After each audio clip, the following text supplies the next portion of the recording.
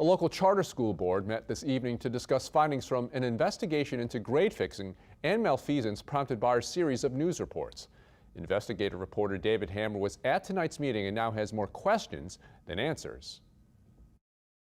On Friday, New Beginnings Schools Foundation Chairman Raphael Gang announced that 5 top officials at Kennedy High School had been ousted. We took action based on initial data that we were given from Adams and Reese, our outside investigation team, that revealed malfeasance. The investigation started in April after our reports of alleged grade fixing at Kennedy.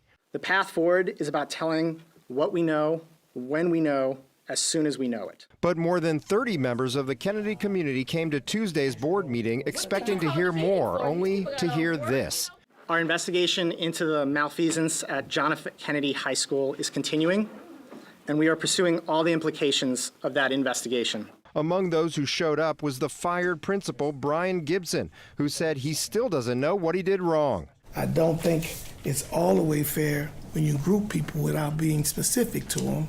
And I certainly don't think it's fair that you've made a decision without at least talking to us. Also in the dark is Rennell King, the whistleblower who was fired in March after alleging Fs were changed to Ds improperly. His attorney, Dorothy Tarver. If Dr. King will be reinstated with back pay, we really don't know. And we have had no other communication with the board. And then there were angry parents and grandparents who said they're waiting on transcripts for college. And this is holding her up.